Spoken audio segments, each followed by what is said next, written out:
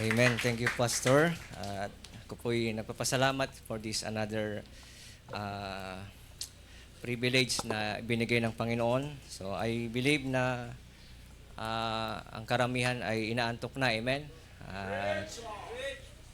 Minsan ang mga nakikinig, mga member ay ginagawang sleeping pills ang pastor, ano? At nahihele sa mensahe. Okay, sige po. At wag na po nating patagalin. So, ang aking pong lesson ay about sa connected in God's platform. Okay? So, ito po ay patungkol sa pagsaserve sa Panginoon. Siguro po, sa tagal nyo na sigurong iba, sa mga iba na matagal ng Kristiyano, ay matagal na ho kayong nakakarinig ng serve, no? At I believe na hindi na ho ito bago sa mga pandinig ng karamihan. But ang malungkot na katotohanan, sometimes marami na ho tayong narinig na preaching, encouragement about God's service, ay kukunti lang talaga ang tumutugon sa panawagan ng ito ng ating Panginoon. Amen? So, isipin nyo lang po, hindi ho tayo nagsuserve sa tao. We are serving the true and living God. Amen? Okay? So, sige po, samahan nyo po akong buksan ang ating mga Bible sa John chapter 15. John chapter 15. So, ito po dito ko na po kinuha yung ating theme sa ngayong mensahe po, ngayong hapon na ito. Okay, so John chapter 15, verses 1 to 5. So tayo po tumayo para sa ating pagbabasa ng salita ng Panginoon. So hinilingan ko po yung mga kalalakihan po, basahin natin ang verse 1. Ladies, kayo po ang magbasa po ng verse 2, and then sa verse 5, ay sabay-sabay nating basahin. Okay? So, hinilingan ko po yung mga men, basahin natin ang verse 1, ladies number 2, at sa verse 5, sabay-sabay tayong magbasa. Okay? So, ready, men, read. I am the true vine, and my Father is the husbandman.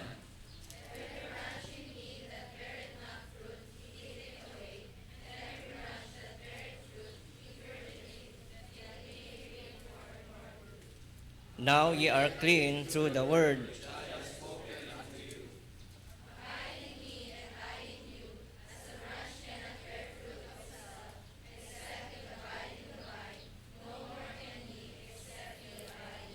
Altogether, verse 5, read. I am the vine, ye are the branches. He that abideth in me, and I in him, the same bringeth forth much fruit, for without me ye can do nothing. Okay? So tayo po ay manalangin. Let's pray. Dakilang Diyos, kami po ay muli nagpapasalamat for this youth camp. Salamat Panginoon sa nag-organize. Salamat sa mga ginagamit yung Lord ng mga mananampalataya upang maisakatuparan Panginoon ang youth camp na ito. Dalangin ko Lord, ang mensahe na po na amin pong mapag-aaralan po ngayong hapon ay magbigay sa amin ng encouragement at ma-challenge kami Lord sa aming pang-araw-araw na buhay bilang isang Kristiyano, especially Panginoon, at kami Lord ay ma-encourage to serve you. Alam namin Panginoon na ito po ang dinisenyo Lord sa mga totoong mananampalataya.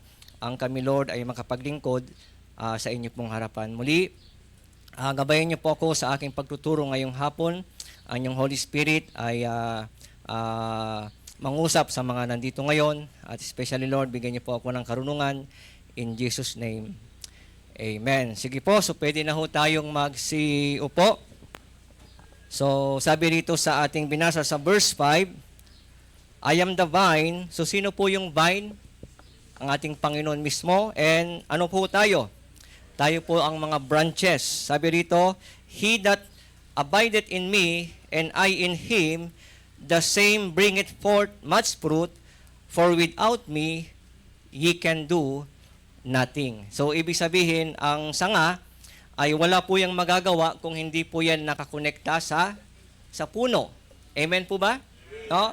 So kung ano po ang mga resulta po ng sanga, ito po ay sa kadahilan ng sila po ay nakakonekta sa puno. So listen mga young people, anything na connected to the source ay mayroong tinatawag na function at sila po ay useful. Tama po ba? Okay? Anything na konektado sa source ay mayroon pong function at sila po ay nagiging useful. Okay? Like for example, pwede ho tayong gumamit ng ilaw, pwede tayong gumamit ng mga electric fans, at ito po ay magagamit po natin as long as sila po ay nakakonektado sa source. Tama po ba? Okay? Kaya ngayon ay brown out, no?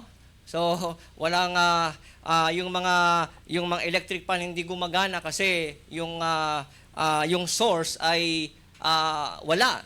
Pero ibahin natin ng Diyos. Siya po yung source na hindi nawawalan ng power. Amen? Amen? Kaya ulitin ko po mga kapatid, anything na konektado sa source ay may function and useful. Okay?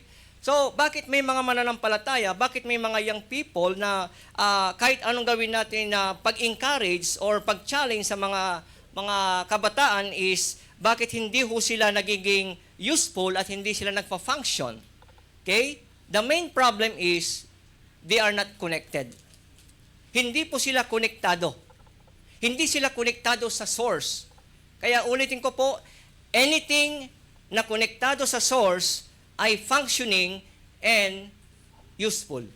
Kaya alam niyo po mga kapatid, mga young people, kung nais po nating maging useful, kung gusto nating mag-function sa ating mga Kristiyanong pamumuhay, we need to stay connected with our source, and that is our Lord Jesus Christ. Okay? Pero ang problema po mga kapatid, sa panahon ngayon ay talagang napakadami pong mga nagiging dahilan, maraming nagiging sanhi kung bakit maraming mga young people na didisconnecta sa Diyos. Okay? Alam niyo po, familiar naman kayo siguro sa Meralco, kung kayo taga Manila, Meralco, hindi ko alam kung ano po ang pangalan po ng Batangas na electric. Hindi naman siguro Meralco. But anyway, ang ayoko pong makuha na isang bill na darating sa akin is yung ibibigay ng Meralco at pagkabasa mo, mababasa mo yung notice of disconnection. Natry na naming maputulan ng kuryente. Ganun pala yun, no? Pag binigyan ka ng notice of disconnection at hindi ka talaga nag-comply at hindi ka nagbayad, puputulin ng kuryente. Okay? So, young people, wag na po nating hintayin na makatanggap tayo or humantong sa buhay po natin na mayroong notice of disconnection. Ngayon pa lang, if you feel, ngayon pa lang kung alam mo na ikaw ay diskonektado sa Panginoong Diyos, bumalik ka sa Panginoon. Be connected to God. Amen? Be connected to God. So, kung makikita natin dito mga kapatid is, the branch will surely bring fruit if they are connected to the vine. Okay? Walang sanga na hindi mamumunga as long as na siya po ay nakakonektado sa puno. Okay? So, this time, may mga dapat nating i-avoid na mga evil thoughts. Sabi ni Pastor kanina, bantayan natin yung mga demonites. No? May mga dapat tayong bantayan. Alam niyo po mga kapatid, marami pong mga nadideceive, marami pong mga nadadayang mga especially sa mga kabataan sa mga ganitong kaisipan. Minsan maraming mga young people, sinasabi nila, total bata pa naman ako. Matagal pa naman ang buhay ko. Minsan iniisip mo na ikaw ay bata pa, ang ministry ay hindi pa para sa'yo. Okay? Sa paglilingkod sa Panginoon, age doesn't matter. Hindi mo pwedeng sabihin at hindi mo pwedeng sabihin sa Panginoon, Lord, bata pa ako. Yan yung mga tinatawag na mga evil thoughts na hindi mo dapat ini-entertain. Maraming mga young people, sinasabi po nila is, marami pa akong mga gustong pangarap na maabot. Hey, in the first place, hindi dapat hadlang ang ministry sa pangarap mo. You can do the ministry at the same time, magiging successful ka sa karir mo. Minsan maraming mga young people, iniisip nila at ang alam nila, ang ministry ay hadlang sa kanilang mga pangarap. That is an evil thoughts. Hindi nyo ba napapansin na ang tinanggap mong Diyos, hindi patay. Ang nasa yung Diyos, buhay. At kung sinasabi mo na ang nakilala mong Panginoon, ang nakilala mong Diyos ay buhay, kaya niyang gawin kung anong gusto mo na hingin sa Kanya. Hey, listen. Pwede kang maging successful at the same time, nagsaserve sa Panginoon. Marami akong mga na-encounter, marami akong mga nakilalang mga young people, iniwan nilang ministry dahil gusto nilang mag-focus sa gawain. Right. Ang problema, naging successful nga. Ang problema, naging professional nga. Ang problema, gumanda nga ang kanyang trabaho, pero na-neglect niya ang pinakamahalaga na dapat niyang meron sa buhay niya, spiritual life niya. Hey, listen! Kahit na successful kang meron kang career, meron kang profesyon, kung wala kang spiritual life, useless. Hey, dapat sumasabay. As you study, habang meron kang work, habang ikaw ay may career, you must serve the true and living God. Nandiyan pa ba tayo? Mga kapatid, maraming evil thoughts na wag dapat nating i-entertain. No? Maraming mga evil thoughts. May mga young people, hindi naman ako tinawag. Hey, ang pagsaserve sa Panginoon, hindi lang para sa mga pastor.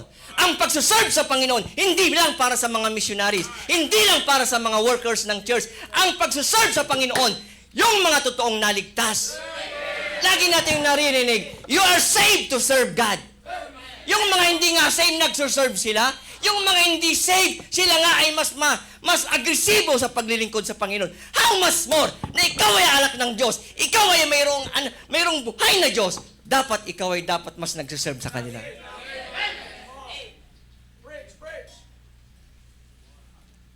Nakakaya ang mga baptist minsan. May mga kulto, 5 o'clock in the morning, nasa daan na. 6 o'clock in the morning, karamihan ng mga Kristiyano tulog pa, pero sila nasa labas na. Pero kulto sila. Kasi ang paniniwala nila, kailangan nilang pagtrabahuan ang kaligtasan nila. Hey, listen. Hindi ka magsaserve para maligtas. Pag ikaw ay saved, you must serve the true and living God.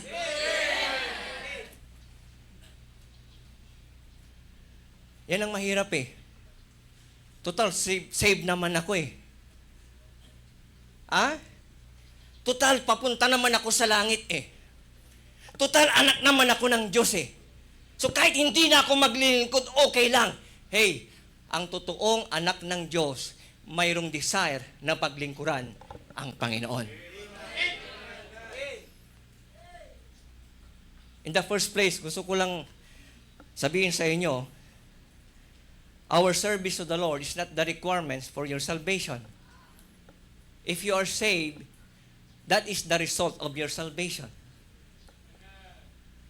Kaya kung talagang anak ka ng Diyos, regardless of your age, dapat nagsiserve ka.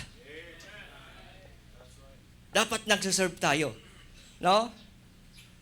Lahat ng bagay na yan ang mapanlinlang sa buhay ng maraming kabataan. Number 1, amen? Kayo pa ba kayo? Huwag po kayo matulog, minus 100 million. Humikab, 50,000. Meron ba kayong toothpick? Lagyan nyo lang, toothpick ang mga mata nyo para hindi.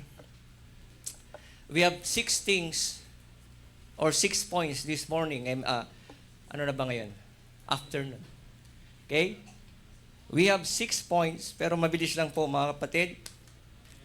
Kanina habang merong pasto, yung isang topic, yun na yung first point ko. Kaya salamat. Na-preach na po, amen?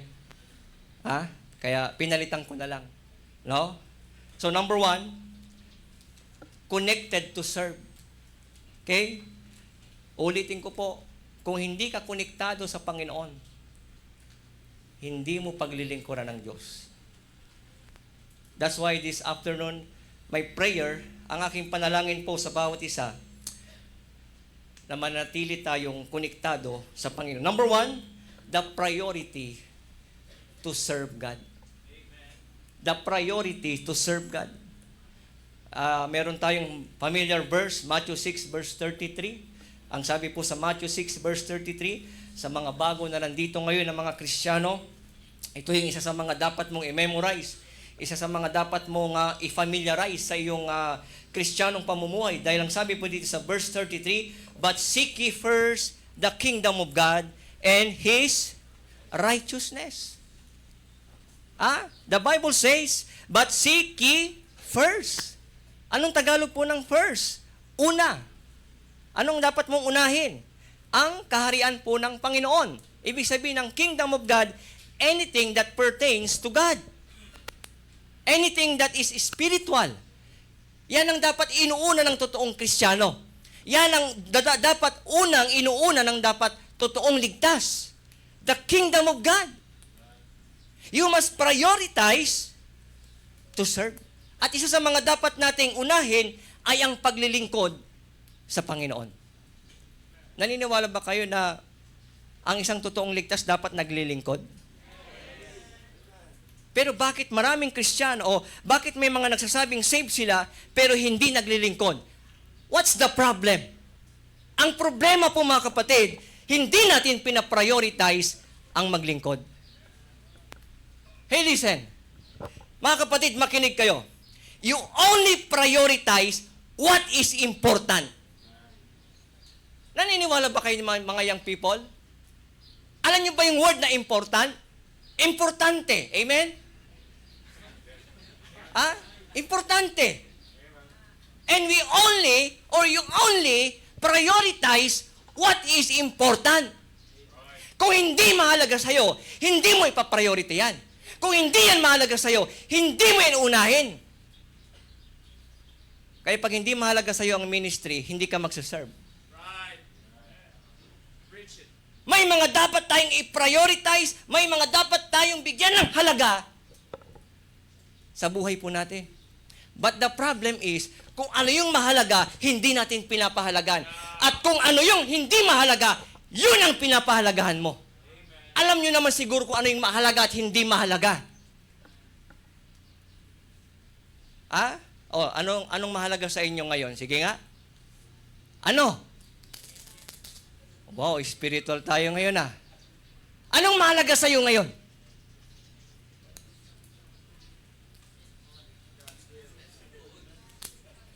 Ayan, marami nagsasabi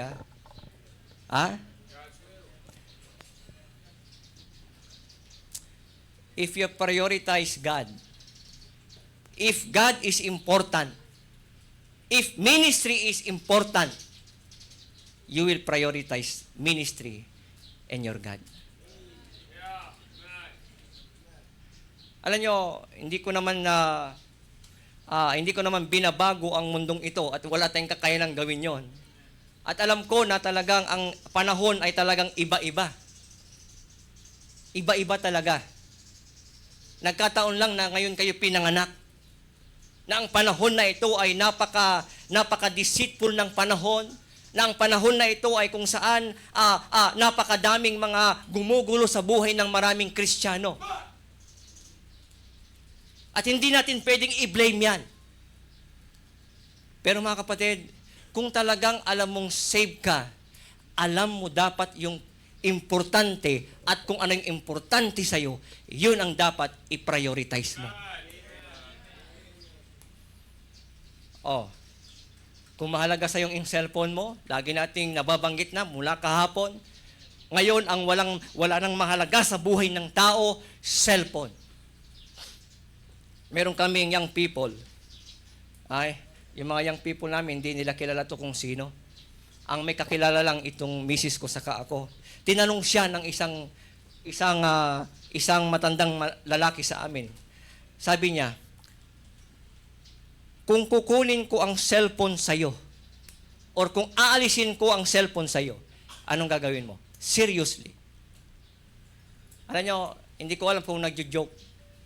Pero ang sagot niya, magpapakamatay daw siya. Biro nyo, buhay niya, gadget. Buhay niya, gadget. Wala nang mas mahalaga sa kanya, kundi gadget. Alam nyo, kahit saan tayo pumuntang lugar, kahit sa mundo, kahit sa gobyerno, kahit sa ibang departamento, wala nang ibang mga nagiging problema kundi ang mga gadgets. Hey, hindi naman natin pwedeng pigilan yan eh. Hindi naman tayo pwedeng magsabi, ano yun? Ano ba yung Apple? Ano ba yung... Hindi naman tayo pwedeng pumunta sa mga Samsung, sa mga Lenovo. Ayan si Pastor Lenovo. Huawei. Hindi naman natin pwedeng sabihin sa kanila, wag na kayong magnegosyo. Hindi natin mapipigilan yan. Hindi silang dapat mag-adjust. Ang dapat mag-adjust tayo. Learn how to prioritize the ministry. No? Learn how to prioritize the ministry. Hey, young people, please, learn how to prioritize the things that build your life. Alam nyo, nakakalungkot po. May mga kamag-anakan po kami. Yung isa nabuang, nabaliw. 4 times dinala sa mental hospital. Dahil sa kakalaro po ng gambling sa cellphone. Meron kaming kamag-anakan. Hindi alam ng nanay niya. Natalo na pala siya ng 500,000.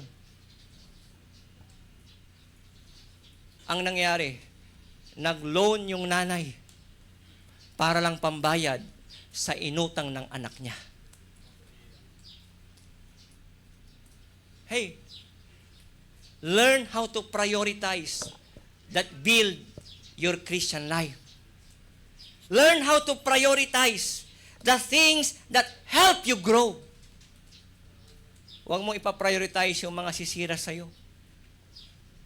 Young people, minsan ka lang magiging young people. Young people means napakaiksi ng buhay. After 5 years, yung iba sa inyo hindi na young people. After 10 years, yung lahat ng dito hindi na young people. Pero kaya hanggang ngayon, habang bata ka pa, turuan mo na yung sarili mo na mag-prioritize sa gawain po ng Panginoon.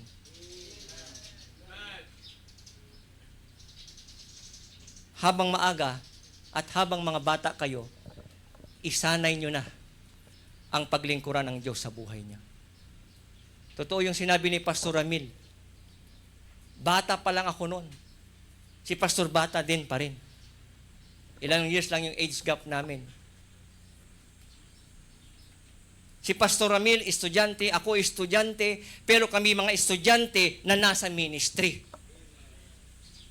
Tagapunas kami ng church, tagasundo kami ng mga bisita, tagaturo kami ng mga bata. Yan ang mga ginawa namin habang mga bata pa kami. Hanggang ngayon, tumatanda kami, ganun pa rin ang ginagawa namin.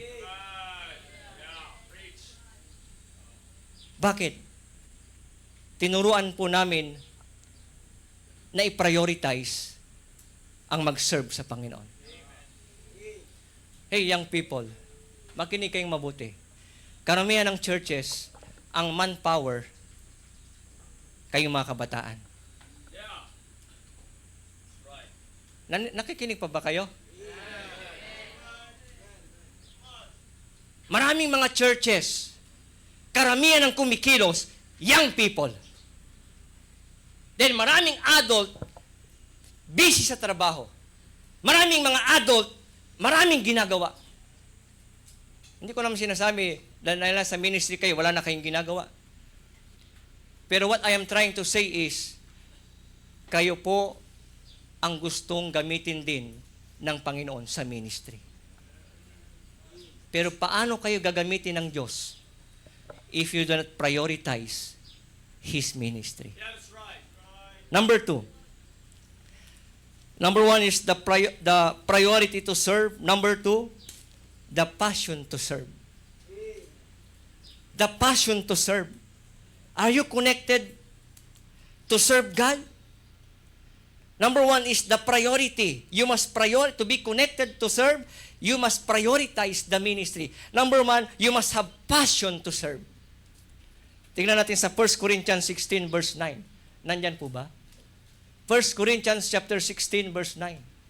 Okay? Anong sabi po dito sa 1 Corinthians chapter 16 verse 9? Okay, babasahin ko po. Ayan, sabi dito, for a great door and effectual is, sandali.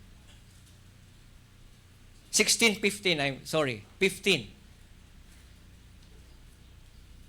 1 Corinthians chapter 16 verse 15. Okay? 15. Sandali lang po Ayan. I beseech you, brethren, you know the house of Stephanas, that it is the first fruits of Achaia, and that they have addicted themselves, what? To the ministry of the saints. Alam niyo, ang addicted, nasa Bible. Kasi pag narinig natin, addict yan. Mali na ang ating kaisipan. Ang kasanayan ho natin, pag narinig natin yung addiction, masama na. Pero sa Bible, sabi po ng Bible is, and that they have addicted themselves to the ministry of the saints. Okay? Passion means a strong desire. Yan po yung addiction na tinatawag. Di ba yung mga addict, mayroon silang tinatawag na passion or tinatawag na strong desire. Sino yung nagsabi kanina na ilang oras, ilang araw hindi 14 days hindi naligo? Yan ang resulta pag ang isang tao po ay addict sa isang bagay. Tingnan niyo po, ang isang addict, kayang hindi matulog yan ng 24 hours.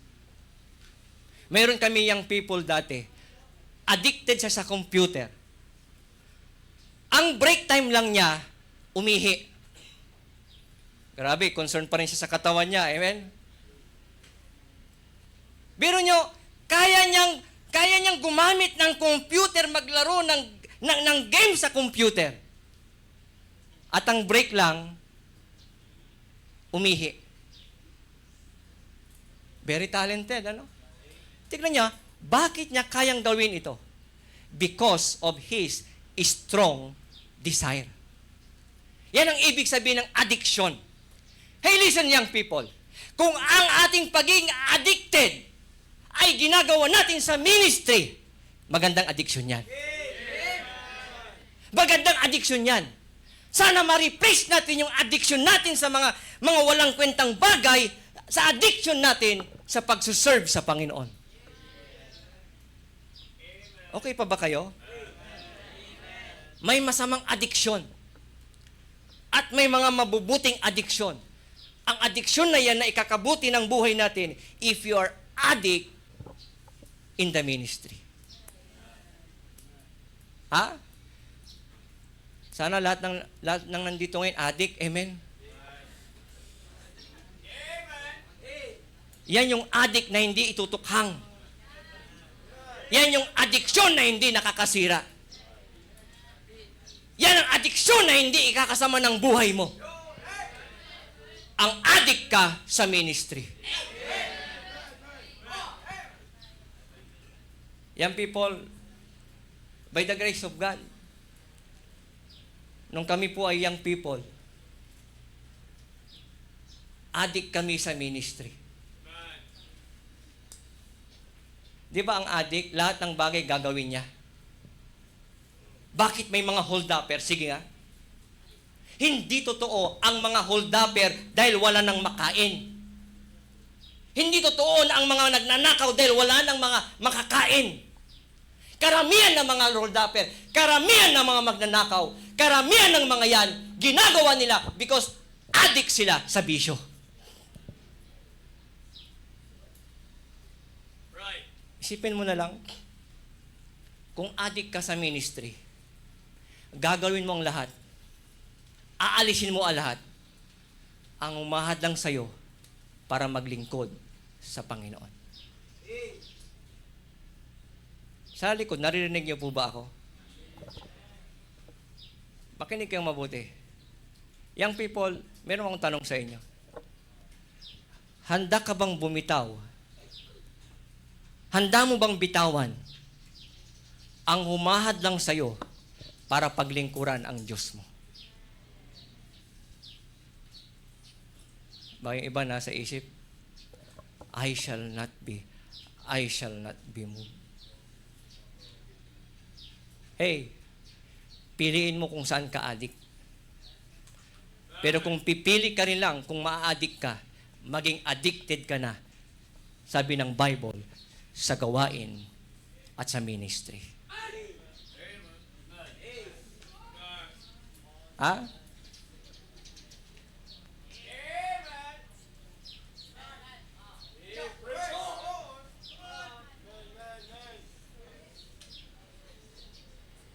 Be addicted to the ministry.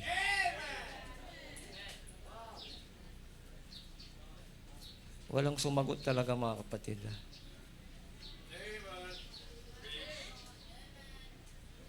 Number one is the priority to serve. Number two, the passion to serve. Number three, the purity to serve. Jeremiah 48 verse 10. Jeremiah chapter 48 verse 10. Nandyan po ba? Hindi ko mabasa. Ito, sabi rito, curse he that doeth the work of the Lord deceitfully. Yan ang binilin po ng salita ng Diyos. Sinusumpa ang isang tao na ginagawa ang gawain po ng Diyos deceitfully. Kaya mong dayain ang sarili mo. Kaya mong dayain ang pastor mo. Kaya mong dayain ang ibang tao. Pero hindi mo kayang dayain ang Panginoon mo. Yan ang sabi po ng Bible. Huwag kang gumawa sa ministry na nagkukunwari. And cursed be he that keepeth back his sword from the blood. Mga kapatid, God never used a dirty vessel.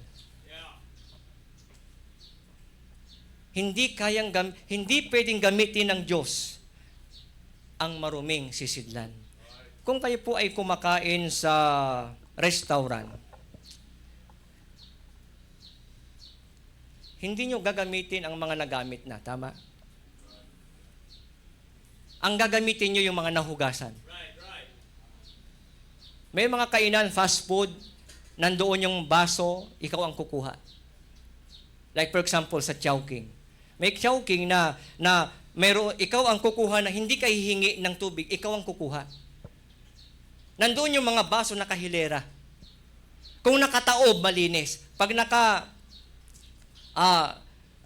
kung pinatong lang, nagamit na. Kung maayos ka, hindi ka gagamit ng nagamit na.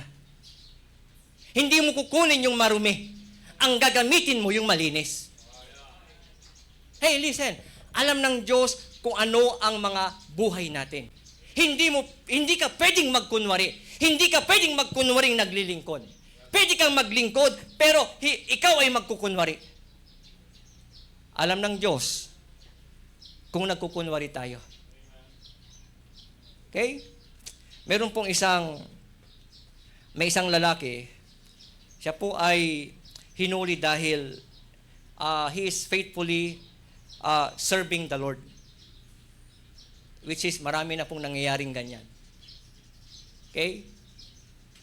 Gusto ko lang ipakita sa inyo mga kapatid ngayong hapon, ano ba ang mga dahilan bakit maraming kabataan, una mainit pero humihinto? So gusto kong i-relate po yung kwento po ng isang lalaki na nahuli because he is faithfully serving the Lord. So ngayon, gustong pahintuin ang lalaking ito na paglingkuran ang kanyang Diyos. So naghanap sila ng way. Naghanap sila ng tao na siya po ay magbibigay ng judgment at paano po mapapahinto ang lalaking faithful na nagsuserve sa Panginoon. Sinuggest nila, sabi nung isa, ito yung naisip nila, kumpiskahin lahat ng gamit para wala nang maisuot na damit, para na wala na siyang makain, wala na siyang magamit. Pero sumagot yung isang counselor, sabi niya, kunin mo lahat ng gamit niyan, kunin mo lahat ng wealth niyan, meron siyang Diyos that He will provide all His needs. Makulit to Nag-isip uli. May isang nakaisip, sige, dalhin natin sa isang island na nag-iisa lang siya. Sumagot ulit yung counselor. Hindi effective sa kanya yan. Kasi meron siyang Diyos that He will never leave thee nor forsake thee. Hirap na pong maghanap ng bagay para pahintuin itong lalaking ito. May nagsuggest, ito yung worst. Patayin na ito. Sabi ng counselor, tatawanan lang kayo niyan. Kasi sa kanya, to die is gain. Sumuko po yung mga humuli. Ngayon, tinanong sa counselor, Sir, ano ang pwedeng gawin para mapahinto ang lalaking ito para mag-serve? Just 4-letter words. Ano yon? Sabi, get him to sin. Get him to sin. Bigyan niyo siya ng kasalanan. Yan ang magpapahinto sa kanya para paglingkuran ang Diyos niya. Yung poverty, yung ilagay niyo sa isang island, yung kumpiskahin lahat ng gamit niya, yung patayin siya, hindi yan magpapahinto para mag-serve sa Panginoon niya. Pero pag yan ay nagkasala, hihinto yan na paglingkuran ang kanyang Panginoon. Hey, young people, alam naman natin na hindi lang sa mga young people, even sa mga pastors, even sa mga adult, even sa mga matured Christian, mainit yan maglilingkod. But once na nahulog yan sa kasalanan, yun ang magpapaalis sa kanya para paglingkuran ang Panginoon. Nakikinig pa ba kayo?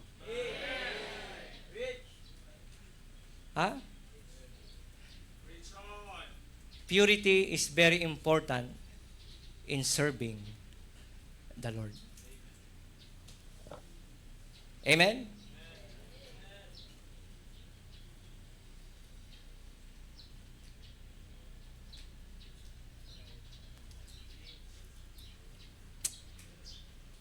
Maraming humihinto, mga kapatid, dahil mas pinili ang laman, ang kamunduhan, kaysa maglingkod sa Panginoon.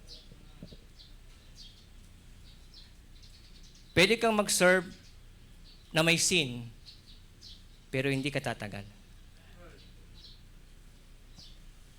Walang tumagal na nag-serve na may kasalanan.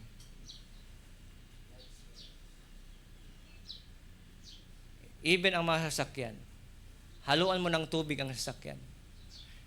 Yung diesel, haluan mo ng maraming tubig. Yes, aandar pa rin yan. Pero later on, magiging stuck up. Magi-stuck up ang makina pag may halong tubig yan. We can never serve God at the same time maiksin tayo.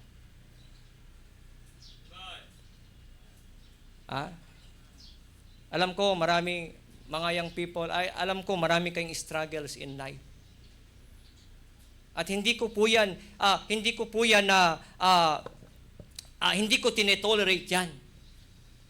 Alam ko maraming mga lust of the flesh sa buhay natin. Nandyan yung kasagsagan ng kayabangan.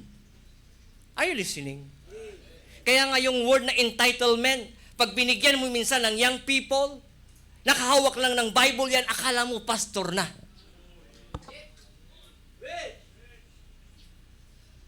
No? Mga kapatid, kailangan ng purity in serving the Lord. Alam niyo, sa church namin, nalagas ang mga young people namin. Bago kami pumunta rito sa camp ngayon, meron kaming 5 young people na nagpaalam na sa church. Nagpaalam sa church. Ang problema, puso. Ang problema, kasalanan. Hindi lang sila humintong mag-serve sa Panginoon, umalis na sa simbahan. Mas pinili ang mundo kaysa sa Panginoon. Kaya mga kapatid, mga young people, if you want to serve God, if you want to continue serving the Lord, panatilihin natin ang purity sa mga buhay natin. Alam nyo, pasalamat ho tayo, may choice tayo. Kung ikaw ay ligtas, you have a choice. Yung makilala yung ibang young people na hindi saved, wala silang choice. Kundi gawin ang kasalanan, mag-enjoy sa kasalanan, sirain ang buhay sa kasalanan. Pero kung nandito kang young people, sinasabi mong ligtas ka, you have the choice to stay pure. Amen? Lagi nating sinasabi, kasi may gadget pastor.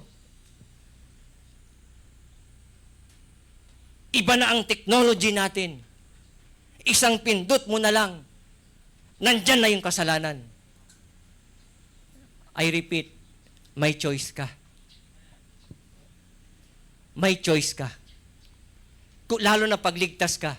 Lalo na pag alam mong si Jesus ay nandyan na sa puso mo. Meron ka ng kapangyarihan. Meron ka ng kakayanan na labanan ang iyong laman.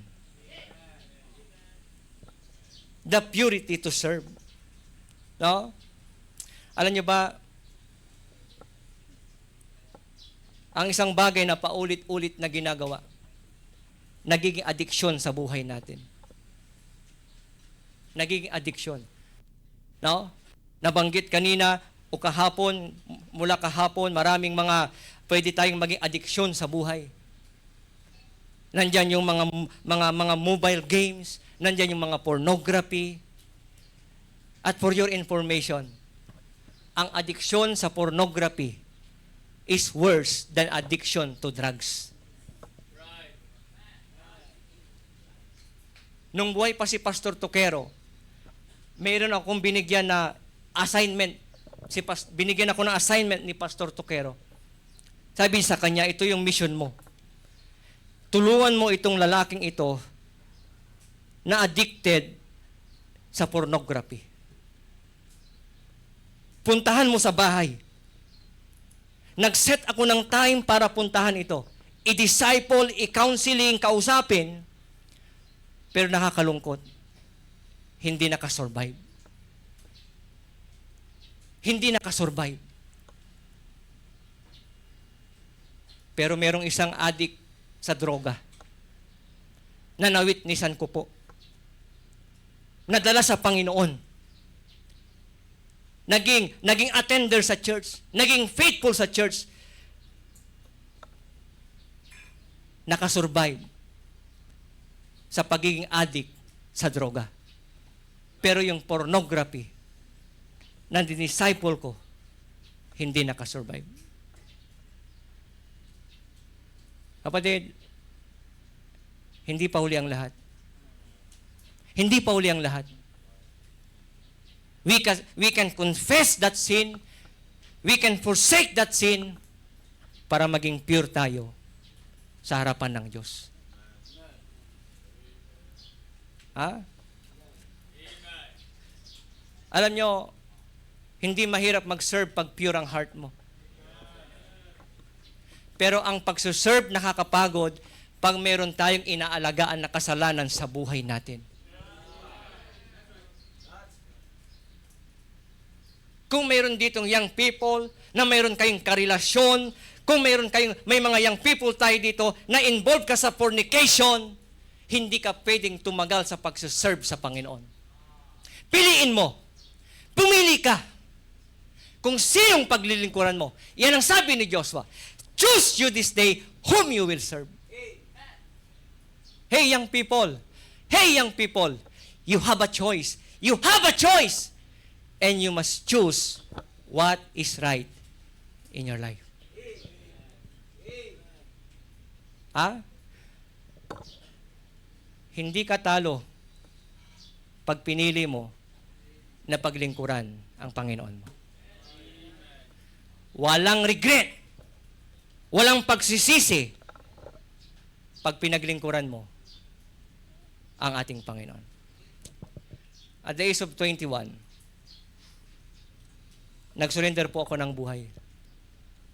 22, nag-full-time ako sa prison ministry. And more than 40 plus years, more than 20 plus years, na ako po'y nagsuserve sa Panginoon. Lumaki ako sa kulungan para magturo ng salita ng Panginoon. I never regret. Hindi ako nagsisi na ibigay at isuko ko ang buhay ko sa Panginoon. Hey, young people, hindi mo magawa na isuko yung buhay mo sa Panginoon kasi meron kang hindi kayang bitawan. Isipin nyo na lang ito. Paubos ang mga young people. Hindi niyo ba napapansin? Paubos ang mga young people. Ang problema, maraming kabataan contaminated ng maraming lason sa isip.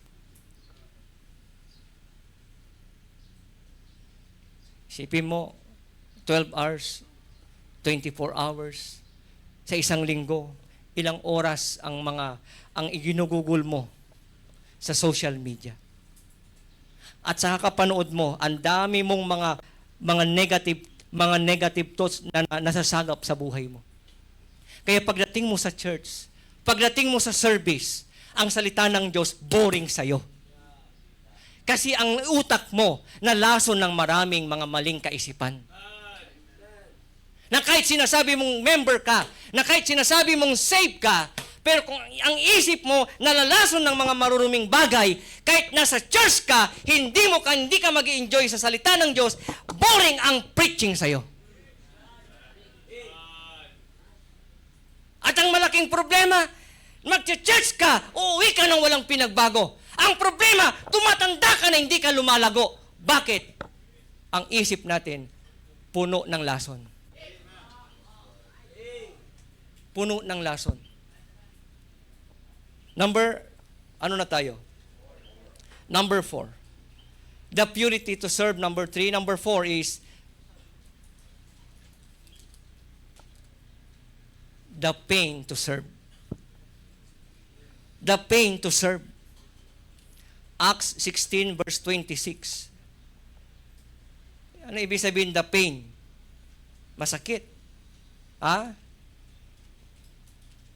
Acts 15 verse 26.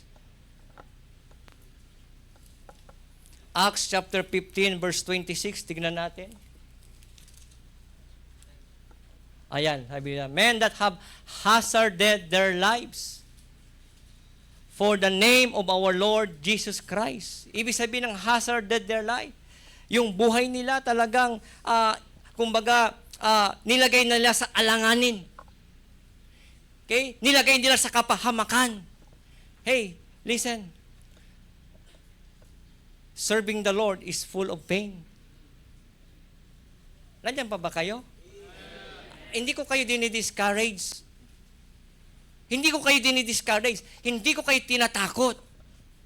Pero ang realidad, ang paglilingkod sa Panginoon ay punong-puno ng pain. Punong-puno ng pain. Pastors are not Superman, amen? Pastors are not magician. Sabi ni Pastor kanina, may mga time, tumatayo sila sa pulpito na mayroong hinanakit. Tumatayo ang mga pastor sa pulpito minsan, hindi maayos ang kanilang mga nararamdaman. Pero hindi nila pinapakita sa maraming members. Because to be in the ministry is full of pain. Totoo yan, hindi madaling mag-serve sa Panginoon. No? Alam nyo, sa aking pagpapastor, doon po sa aming church, sa MGBC, doon ko talaga naramdaman, to be in the ministry is full of pain. Hindi nyo ba alam mga young people? Hey, listen.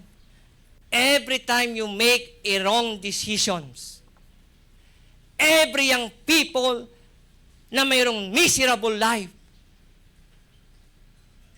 maraming na-hurt. Nandiyan pa ba kayo?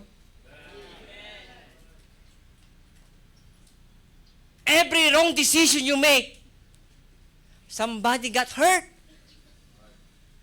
Una dyan yung mga magulang nyo.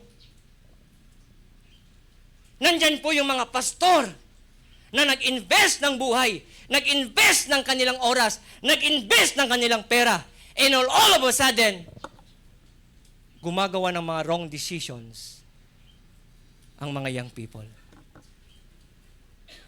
Hey, listen. Ulitin ko po. Every wrong decision you make, somebody got hurt. Maraming nasasaktan. Sana maging sensitive tayo. Hindi mo pwedeng sabihin, ang tatay ko, ang nanay ko, responsibilidad nila, napakainin kami, responsibilidad nila, napag-aralin kami. Hey, yes, responsibility ng mga yan. But you have also your responsibility na sumunod sa mga magulang at sumunod sa mga pastor na nag-i-invest ng buhay nila para sa inyo. Yes, serving the Lord is full of pain. Minsan kayong mga young people, pag nag-serve kayo, maraming persecution, right? Minsan maraming young people nag-serve, pagdating sa bahay, binabalibag ng magulang. Church ka na naman! Church ka na naman! Ang problema minsan, ang mga young people, pag nasa galaan, okay lang sa magulang. Pero ang mga young people, minsan, pag nasa church, pagdating sa bahay, galit ang magulang dahil galing sa church. Alam ko, marami kayong mga pain na nararamdaman sa buhay nyo. But be faithful, serving the Lord. Alam nyo ba yung mga pastor na nag-preach? Alam nyo ba si Pastor Ramil? Alam nyo ba yung mga pastor na nandito? Tumatawa yan, pero durog ang puso niyan.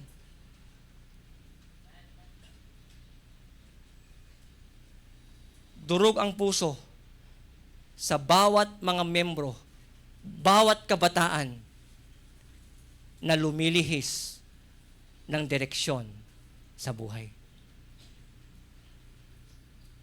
Minsan, mga young people, nami-misinterpret kayo ng mga ibang kaibigan nyo. Minsan tinatawanan kayo, o nandyan na si pastor, o nandyan na si missionary. Nandyan, na-experience nyo ba yan? Yes. Yan ang pain ng pagsaserve sa Panginoon. Pero kahit kung willing kang mag-serve, kung nais mong paglingkuran ng Diyos, kahit maraming pain, magpapatuloy ka. Minsan tinatawag kang buang. Minsan tinatawag kang anga-anga. Binibigay mo yung buhay mo dyan sa church na yan. Wala ka namang mapapala dyan.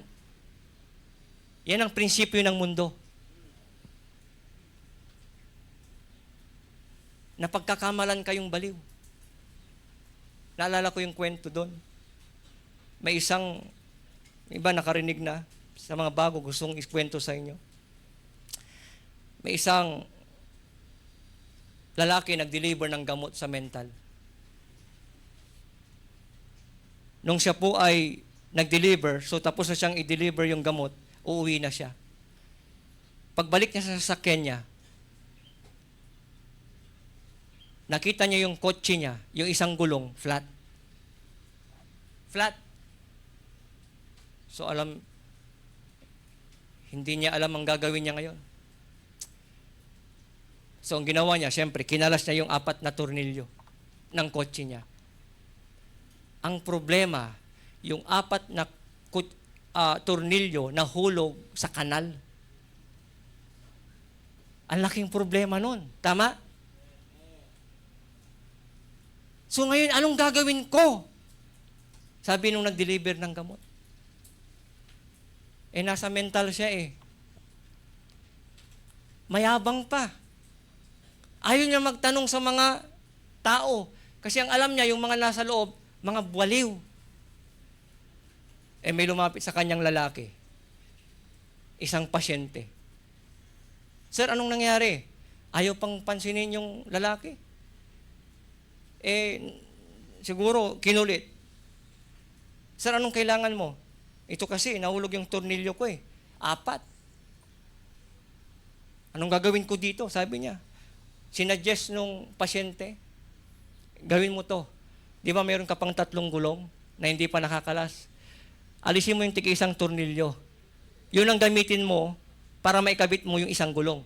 Tapos paglabas mo dito sa mental, maghanap ka ng auto shop, bumili ka ng 4 para makumpleto. Perfect, sabi nung nag-deliver ng gamot. Tapos nagtaka siya. Sir, paano mo naisip yun? Sagot ng pasyente. Sir, nilagay ako sa mental dahil bilang isang baliw, hindi isang tanga.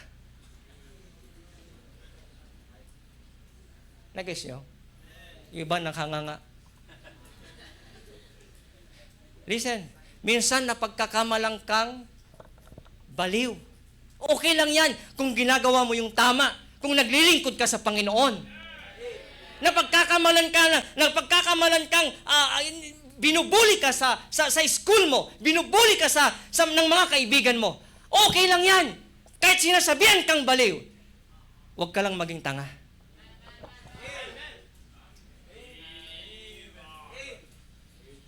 Minsan, tinatawag kang baliw. Okay lang yan. Pero yung lalaki, hindi siya baliw. Pero alam nyo na. Hey, listen. Maraming mga young people nagiging foolish sa mga decisions. Hey, wag mong sisihin ang magulang mo. Wag mong sisihin kung ang environment mo. Wag mong sisihin kung ano yung pagkatao mo. Mayroon kang choice para piliin ang tama sa buhay mo.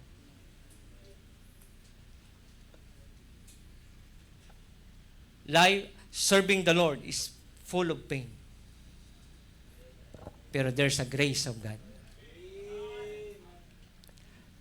Number 5, the pattern to serve. The pattern to serve. Alam nyo, walang masama sa paggaya.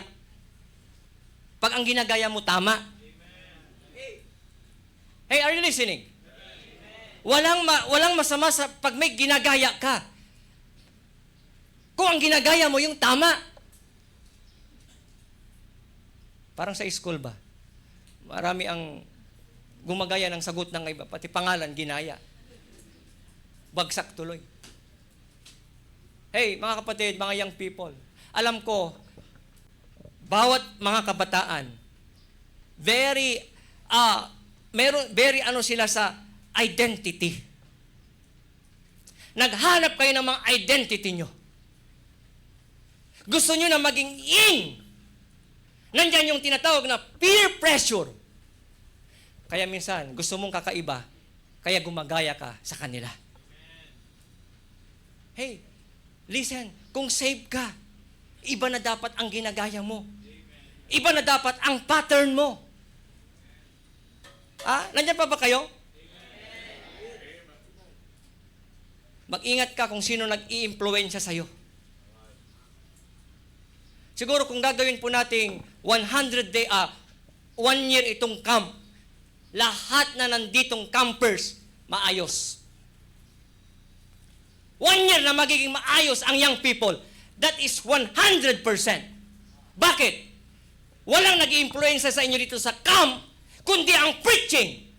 Ang mga nasa paligid nyo, mga pastors, mga Christians.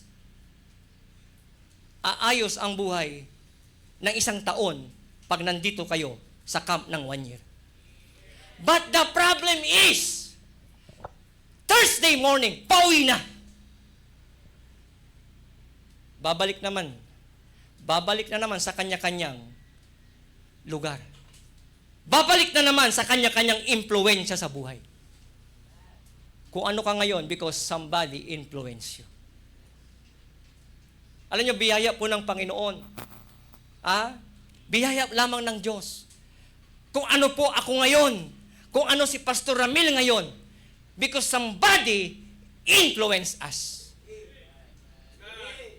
Alam niyo, sa totoo lang, si Pastor Ramil, malaking influensya sa akin yan. Nakasama ko yan sa church. Nakasama ko yung dedikasyon niya. Nakilala ko si Pastor Ramil, bata pa yan. Alam ko ang conviction ni Pastor Ramil. Naging pattern ko siya. Maghanap kayo ng pattern nyo na tutulong sa'yo para maging maayos ang Christian life nyo.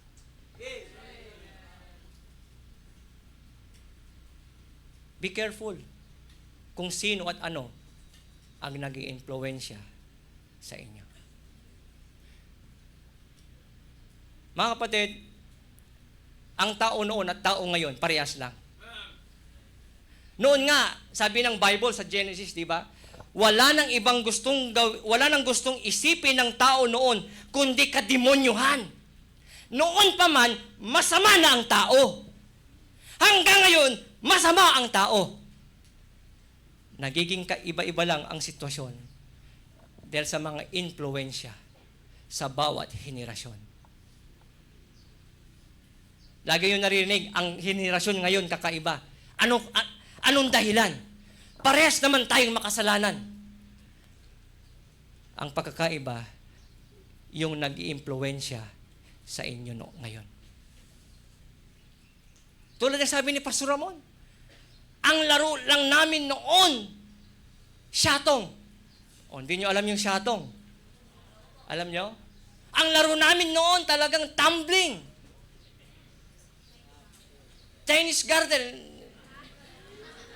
Ewan ko kay Pastor Ramon. Hey, tingnan nyo. Ang difference is kung sino ang nag-i-impluensya sa atin.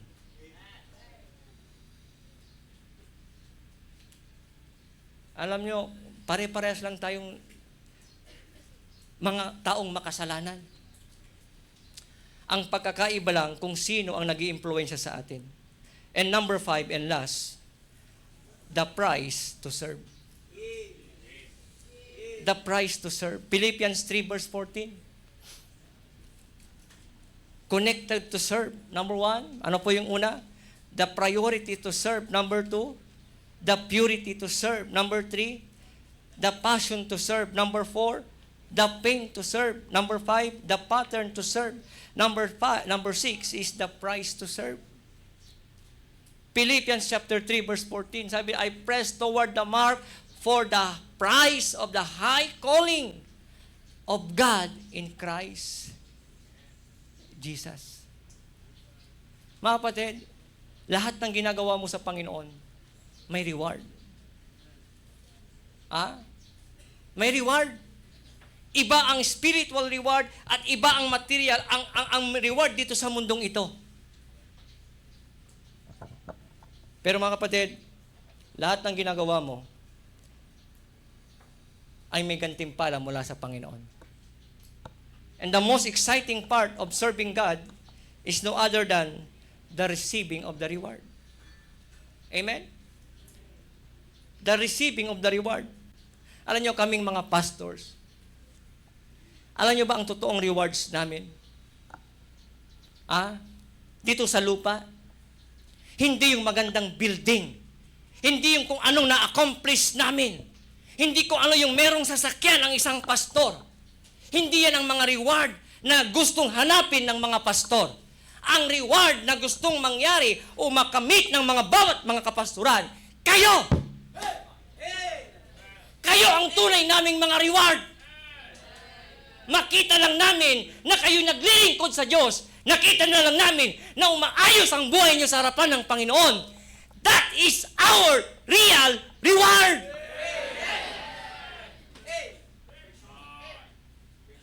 Okay lang na nakabike. Okay lang na nakatricycle. Okay lang kung ano man ang meron. Basta ang mga young people umaayos, nagsiserve sa Panginoon. Kayo ang mga totoong reward ng mga kapastoran. Luxury car ka nga. Maraming bahay. Pero membro mo, pasaway.